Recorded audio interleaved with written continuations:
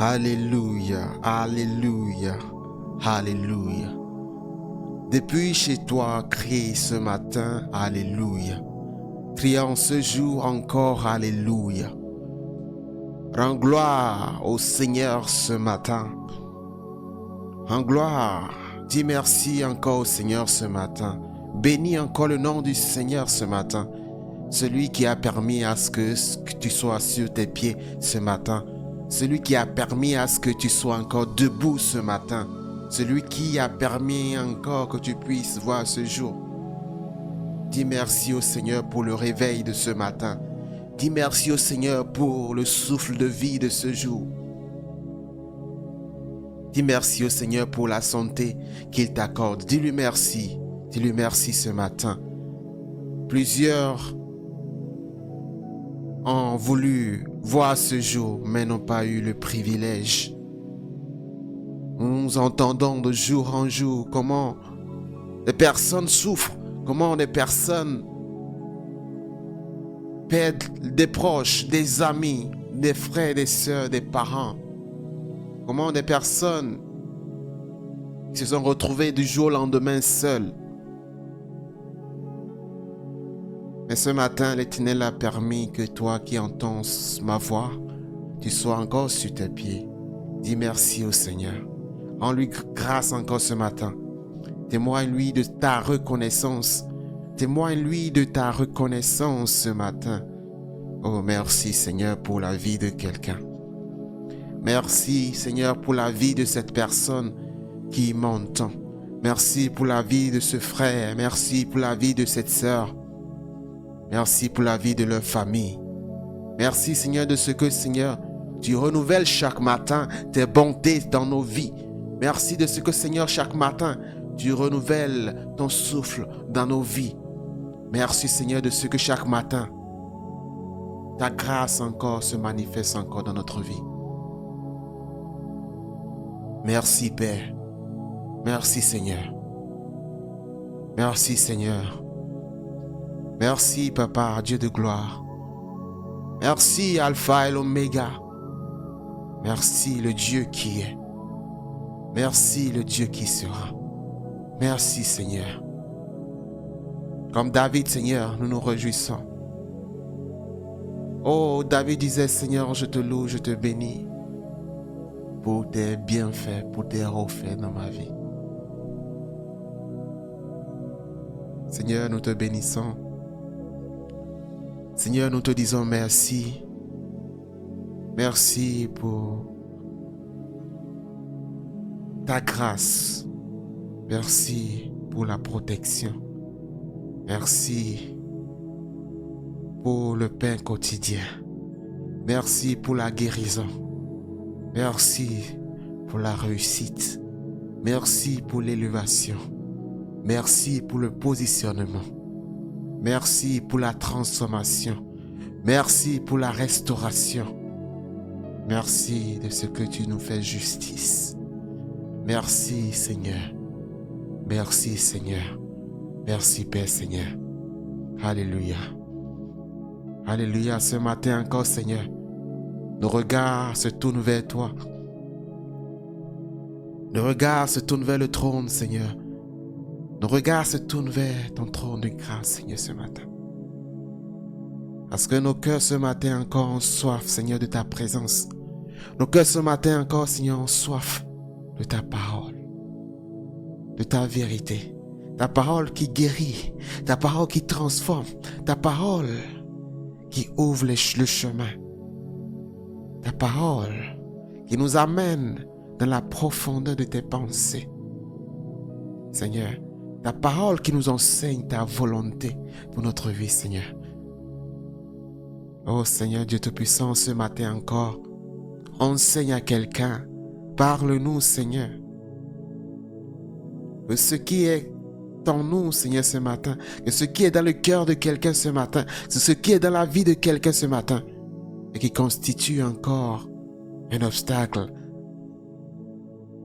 à l'épanouissement de cette personne, qui constitue un obstacle qui empêche cette personne à entrer dans sa destinée, Seigneur. Ce matin, nous prions, Seigneur, Que ton Esprit Saint brise cet obstacle au nom puissant de Jésus. Que tout obstacle dans la vie de quelqu'un ce matin soit brisé au nom de Jésus-Christ. Que tout obstacle dans la vie de quelqu'un soit brisé ce matin au nom de Jésus-Christ. Seigneur Dieu Tout-Puissant, Père, nous croyons que ce matin encore tu vas nous parler. Nous croyons encore ce matin que tu vas donner une parole qui va changer le cœur de quelqu'un. Tu vas donner une parole qui va transformer encore quelqu'un. Oh Jésus, merci Seigneur. Merci Père. Merci Père. Merci Papa. Merci Papa. Merci Papa. Merci pour ta parole. Merci de ce que tu fais. Merci de ce que tu vas faire maintenant. Et merci de ce que tu es en train de faire maintenant dans la vie de quelqu'un. Au nom de Jésus-Christ. Si tu entends ma voix ce matin, que tu es malade, reçois ta guérison au nom puissant de Jésus-Christ. Reçois ta guérison au nom puissant de Jésus-Christ. Tu es délivré de toutes sortes d'emprises diaboliques au nom puissant de Jésus-Christ. Le Seigneur te rend libre ce matin. Le Seigneur te rend libre ce matin au nom de Jésus-Christ de Nazareth. Père, merci pour la délivrance de quelqu'un. Merci Seigneur pour la délivrance, pour la guérison. Merci Seigneur. Merci Père. Dans le nom puissant de notre Seigneur Jésus-Christ, nous avons prié. Amen. Alléluia. Ce matin, j'aimerais encore nous emmener dans la profondeur de la parole, afin que nous puissions comprendre les Écritures, afin que nous puissions comprendre les Écritures. Les Écritures nous permettent de comprendre, de discerner la volonté de Dieu, la pensée de Dieu pour notre vie. Et de nous positionner dans ce monde, dans cette société. Et d'entrer en possession de notre héritage. Et de briser tout obstacle qui nous empêche d'entrer en possession de notre héritage. Et ce matin, nous allons parler d'un obstacle. Alléluia. Nous allons parler d'un obstacle qui empêche plusieurs personnes à entrer dans leur héritage, à passer à côté de leur terre promise, à passer à côté de la promesse de Dieu dans leur vie. Un obstacle.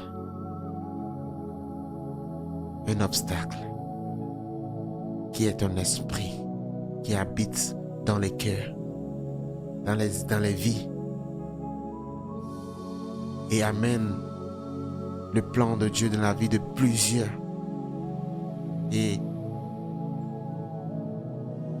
Mais le plan de Dieu dans la vie de plusieurs en attente ou font échouer le plan de Dieu dans la vie de certaines personnes. Ce matin, cet obstacle s'agit de l'impatience. Nous allons parler de l'impatience. De l'impatience. L'impatience.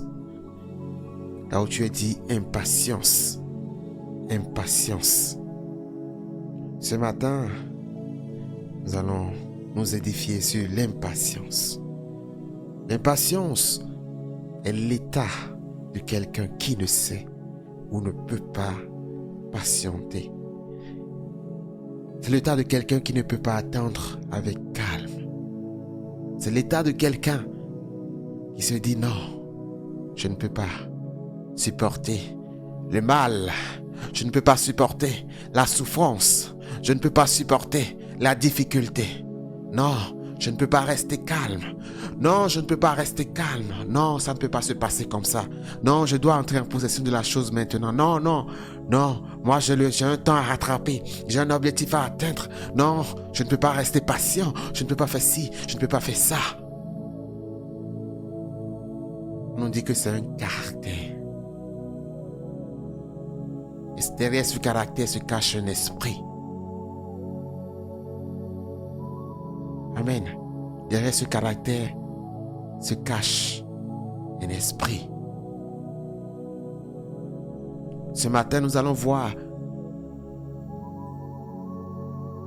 qu'est-ce qui s'est passé dans les Écritures et comment Dieu a agi et qu'est-ce que Dieu nous recommande. Dieu est toujours un bon Père.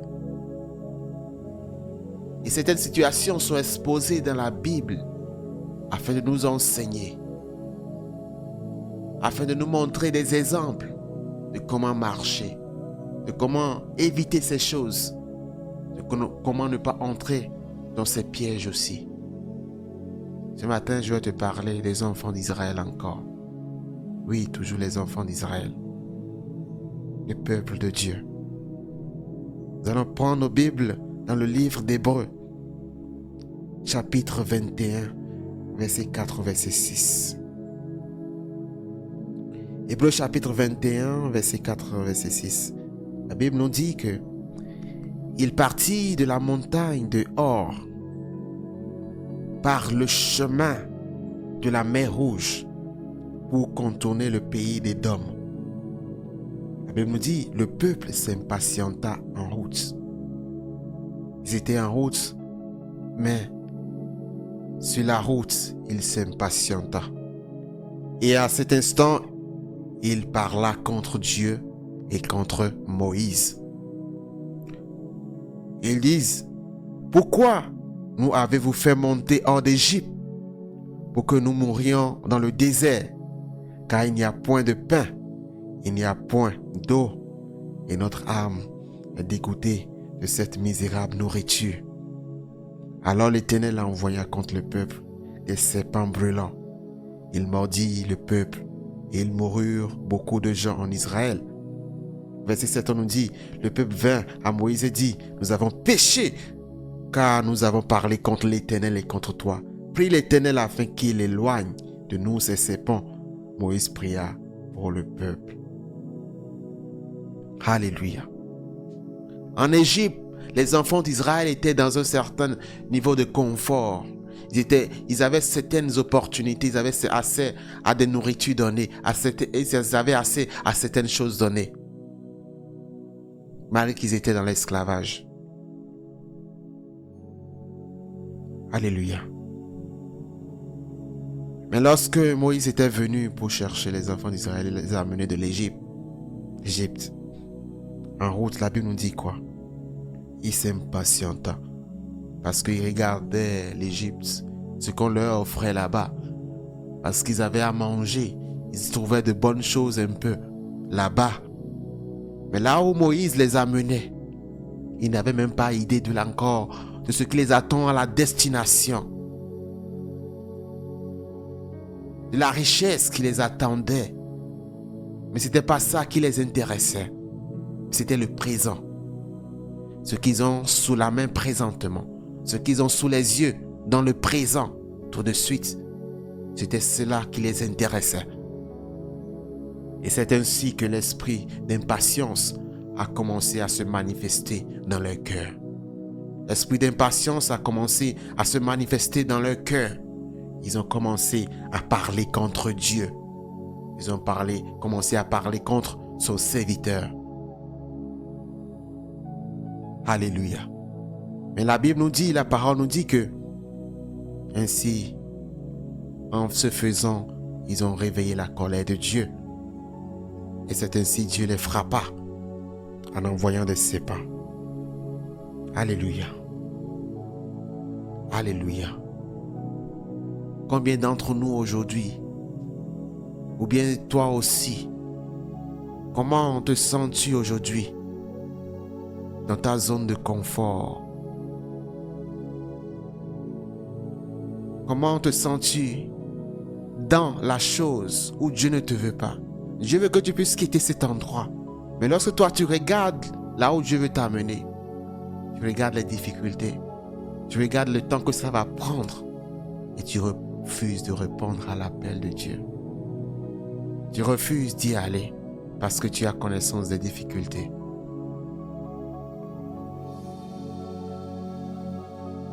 Tu as connaissance des difficultés.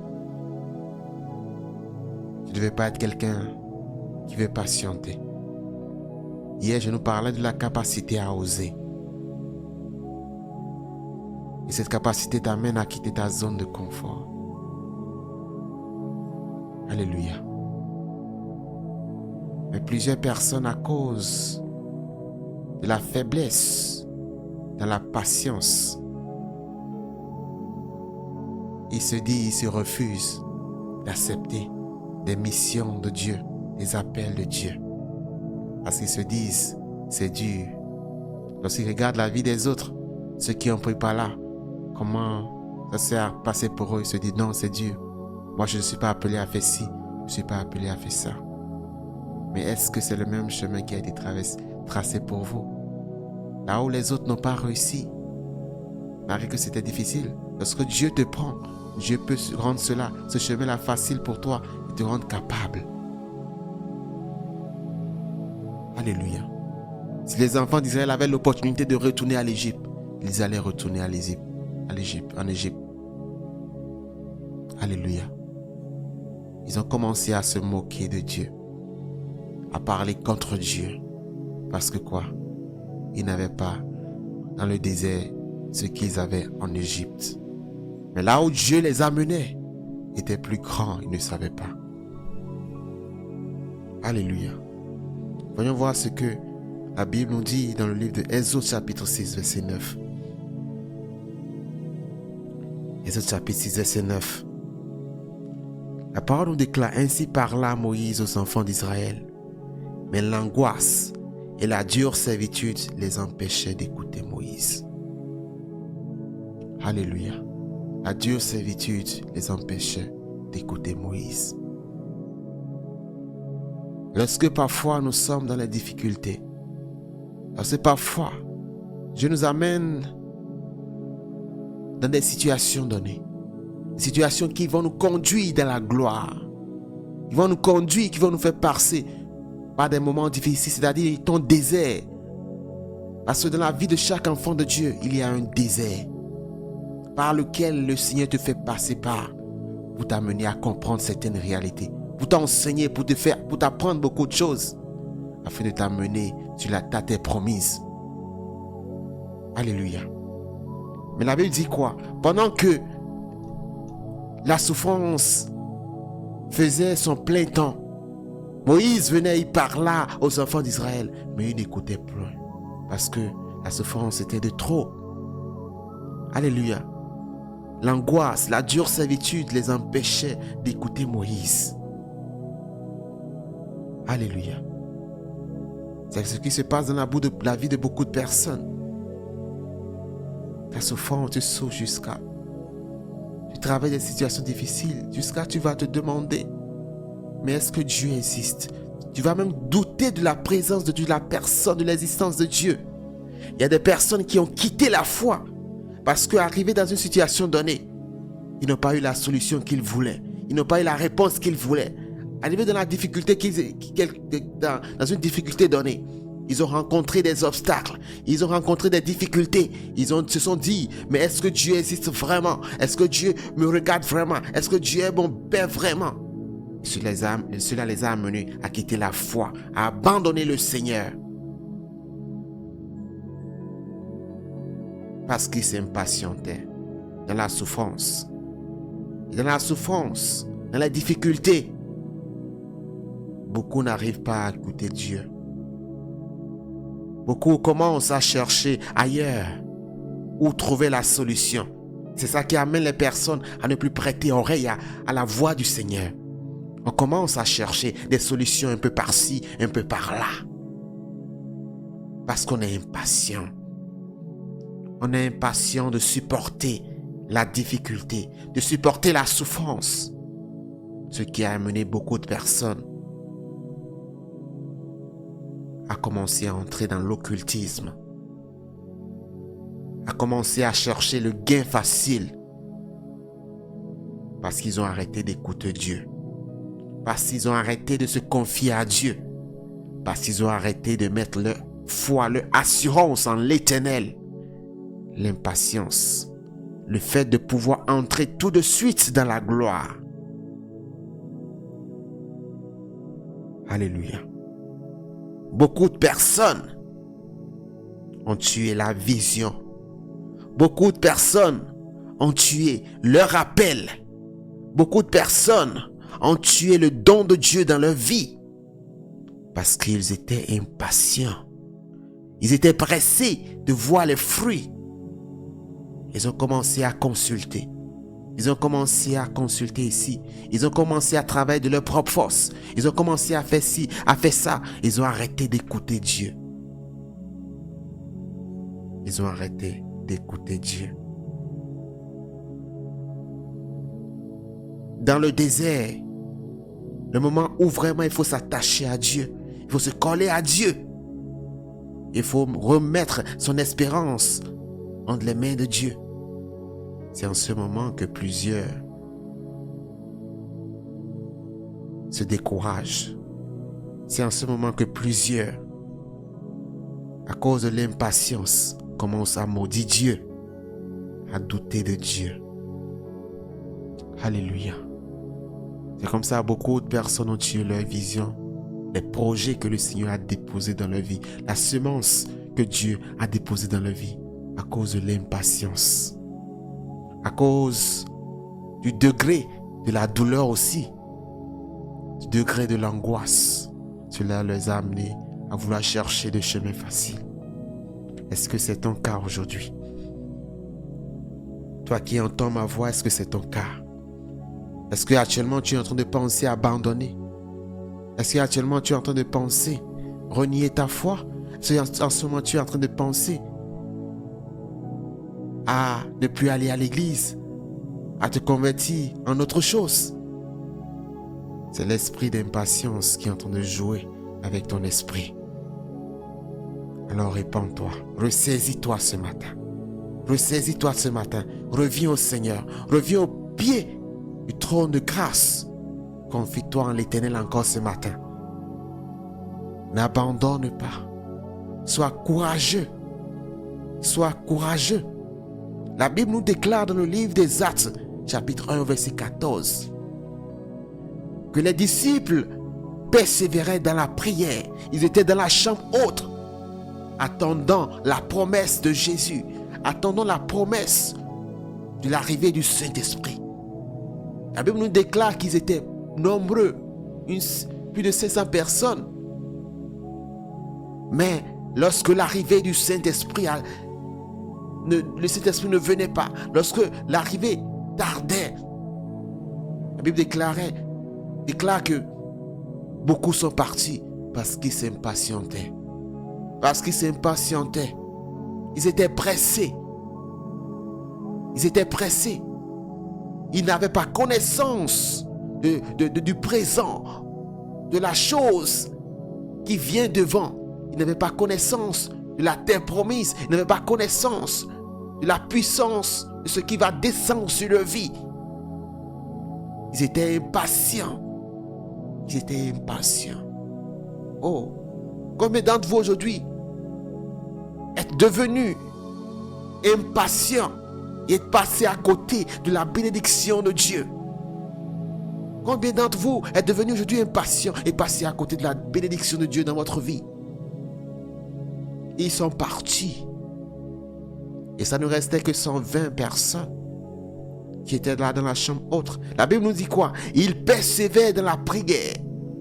Ils persévéraient dans la prière. Ils s'occupaient à faire autre chose. Ils n'étaient pas là bras croisés. Ils n'étaient pas là bras croisés. Non. Beaucoup ont de regards fixés, sont très facilement manipulés par l'esprit d'impatience. Parce que dans la douleur, dans la difficulté, ils croisent les bras, regardant seulement le ciel sans rien faire, sans rien chercher à faire, sans se connecter davantage à Dieu, sans augmenter la vie de prière. Et c'est ainsi l'esprit d'impatience domine leur vie et ils abandonnent. Ils commencent à murmurer, ils commencent à se douter de Dieu. Ils étaient partis, ces personnes. Mais ceux qui étaient là persévéraient dans la prière. Ils persévéraient dans la prière. Ils étaient en train de prier, en train de déclarer les choses, en train de patienter. Et en fin de compte, le Saint-Esprit est arrivé. Il est descendu sur leur vie. Et lorsque ces personnes ont quitté la salle, ils n'étaient plus les mêmes personnes. ils n'étaient plus les mêmes personnes. Ils ont reçu quelque chose d'extraordinaire. Ils ont reçu quelque chose d'extraordinaire que les personnes qui étaient parties n'ont pas reçu. Et cela les a amenés à commencer à transformer le monde autour d'eux. Pierre, qui ne pouvait pas faire certaines choses, avait reçu la capacité de commencer à les faire. L'impatience t'a amené à aller à côté de la promesse de Dieu, à rater la promesse de Dieu. Alors ce matin, ressaisis-toi. Ressaisis-toi rapidement. Le livre d'Hébreux, lisons rapidement Hébreux 10, verset 36. Seigneur Jésus, donne à quelqu'un le cœur qui patiente, le cœur qui persévère, malgré le degré de la difficulté. Donne à quelqu'un, toi qui m'entends ce matin, le Seigneur te donne le cœur qui patiente, le cœur qui persévère dans la prière, malgré le degré de la difficulté, malgré les souffrances. Dieu te donne le cœur qui persévère, le cœur qui demeure dans la prière, en attendant la promesse de Dieu s'accomplir. Alléluia. Hébreux 10, verset 36. La parole nous dit, car vous avez besoin de persévérance, afin qu'après avoir accompli la volonté de Dieu, vous obteniez ce qui vous est promis. Vous avez besoin de la persévérance. Et afin qu'après avoir accompli la volonté de Dieu, vous obteniez ce qui vous est promis. La volonté de Dieu, c'est que nous puissions être patients. C'est que nous puissions marcher selon sa parole. Prêter attention à sa voix. Toujours en restant persévérant. En n'abandonnant pas. Dieu est un bon Père. Il nous regarde. Il nous regarde souffrir. Il te voit souffrir. Mais il ne dit pas quelque chose maintenant. Cela ne voudra pas dire qu'il ne va pas dire quelque chose demain. Mais il t'observe. Il regarde comment tu vas agir. Comment tu vas te comporter. Et la Bible nous dit quoi? C'est ainsi vous obtiendrez ce qui vous a été promis. Lorsque vous serez dans la persévérance. Dans la persévérance. Dans la persévérance. Prenons rapidement Proverbe 10, verset 28. La persévérance en toutes choses. Que Dieu tue l'esprit d'impatience dans ta vie ce matin au nom de Jésus-Christ. Hébreux 10, verset 28. La Bible déclare, l'attente des justes n'est que joie, mais l'espérance des méchants périra. C'est la première phrase qui m'intéresse. L'attente des justes n'est que joie. C'est-à-dire, lorsque les justes patientent, lorsque les justes sont en attente de quelque chose, à la fin, à la destination, ce n'est que de la joie qu'ils récoltent. Mais ceux qui sont méchants, mais ceux qui nourrissent l'esprit d'impatience, qui commencent à faire de n'importe quoi, dans la période d'attente, ils périront. Mais l'espérance des méchants périra. Alléluia. Alléluia. L'attente des justes n'est que joie. La joie t'attend à la destination. Après le désert, il y a ta terre promise. Après le désert, il y aura la joie. Il y aura le pays où coule le miel pour toi. Mais il faudra que tu puisses persévérer dans la prière. Il faut que tu sois fort. Il faut que tu sois forte dans la prière. Que rien ne te perturbe. Qu'aucun esprit d'impatience ne vienne te perturber. Qu'aucun esprit d'impatience ne vienne te proposer, te faire des propositions pour t'amener à abandonner la prière, pour t'amener à quitter le chemin de la promesse, pour t'amener à maudire Dieu, pour t'amener à désespérer, pour t'amener à abandonner la foi. Ce matin, je prie et je détruis tout esprit d'impatience dans ta vie. Au nom puissant de Jésus-Christ, je déclare et je prie, je détruis tout esprit d'impatience dans ta vie. Au nom puissant de Jésus-Christ de Nazareth, que tout esprit d'impatience qui vit dans ta vie pour te faire passer à côté de la destinée que Dieu a prévue pour toi, pour te faire passer à côté de la vision, pour te faire passer à côté de l'appel de Dieu sur ta vie, je déclare ce matin que ces esprits d'impatience soient brisés au nom puissant de Jésus-Christ Jésus-Christ de Nazareth. Alléluia. Dieu te donne ce matin la force, le courage de patienter, d'aller jusqu'au bout. La promesse, la Bible déclare, la promesse tarde, attends-la, car elle s'accomplira certainement. La Bible précise, attends-la. C'est-à-dire dans l'attente, tu dois être quoi? Tu dois être patient. Tu dois te calmer. Mais toujours en étant dans la persévérance, dans la prière, en travaillant, en étant fervent, en te confiant davantage à Dieu et en ne désespérant pas. Que le Seigneur ce matin te donne l'esprit de courage, l'esprit de patience. Que ce matin le Seigneur te donne l'esprit qui va jusqu'au bout, qui attend la promesse. Et voilà que la promesse s'accomplit. Au nom de Jésus-Christ. Amen. Que le Seigneur te bénisse ce matin. Que le Seigneur nourrit ta vie. Que le Seigneur oint ta vie. Que le Seigneur te couvre par son sang. Tu es une personne bénie. Reçois cette bénédiction ce matin. Au nom puissant de Jésus-Christ, c'est prié. Amen. Amen. Amen.